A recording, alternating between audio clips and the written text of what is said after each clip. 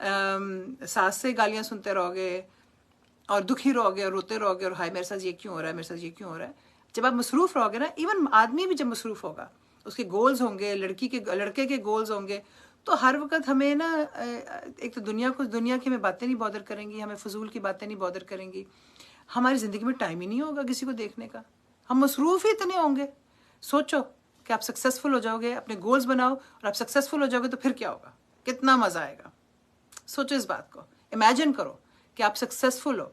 घर भी आपने लेना है, जैसे लेट से कि आपने $500,000 का घर लेना है, आपने $1,00,000 का घर लेना है, चलो तो आपको उसके लिए क्या करना है, आपको लोन मिलेगा तो कैसे मिलेगा, आपकी नौकरी होनी चाहिए तो कितनी की होनी चाहिए, आपके पास आपको पैसे जमा करने हैं तो आपको कितने पैसे जमा करने हैं।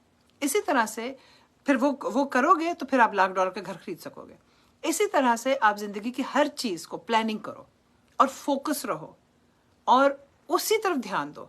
सुबह उठो तो आपके पास एम होना चाहिए कि मैंने अपने काम में कामयाब होना है। सुबह उठो तो आपको पता होना चाहिए कि मैंने कहाँ से कहाँ पहुंचना है और कैसे पहुंचना है।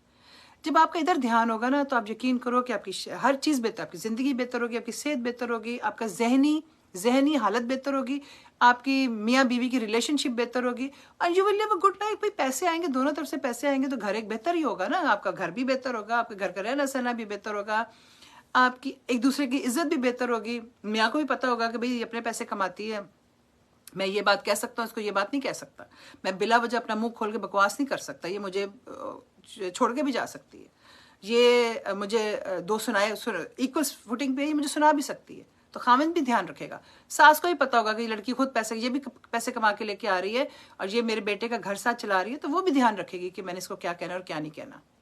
हर चीज़ पे फ़र्क पड़ता है।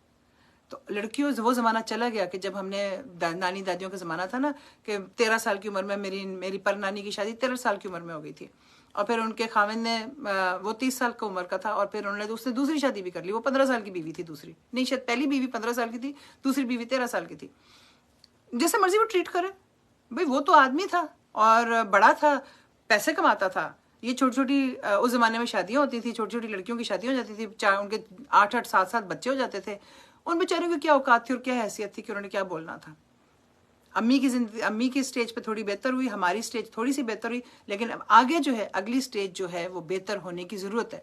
बल्कि मेरी स्टेज की भी जो औरतें हैं, अगर वो बैठी हैं और फारिग बैठी हैं और ये सोचने कि बहू मुझे रोटी क्यों नहीं उठा के देती, बना के क्यों नहीं देती, तो भाई उठो और अपना खाना पीना बनाओ और अपनी ज़िंदगी में कोई मसरूफियत लेके आओ। आप इस उम्र में भी, जो मर्जी आपकी उम्र हो, अपने आप को अपना कोई करियर बनाओ और अपनी कोई ज़िंदगी बनाओ and live a better life. We all have a right to live a better life. दूसरों को तंग करने की बजाय हम क्यों ना अपनी ज़िंदगी को अपनी ज़िंदगी पे ध्यान करें और अपनी ज़िंदगी को बेहतर बनाएं। बस मेरा ये मैसेज है कि लेट्स अपनी ज़िंदगी पे ना अपने पे मेहनत करो, क्योंकि हम सबको एक बेहतर ज़िंदगी गुजारने का हमें अल्लाह ने दिमाग दिया है भाई। वो जो है ना, वो फिर मैं वही रिपीट करूँगी कि अल्लाह ने जब पर दिए हैं तो क्यों ज़मीन पे चूंटियों की तरह रेंगते हो। खुदा का वास्ता है, उड़ना सीखो, पर लो और अपने पर अपनी बेटियों को भी पर दो, अपने बेटों को भी पर दो और सबको उड़ना सिखाओ और ख़ुद भी उड़ना सीखो।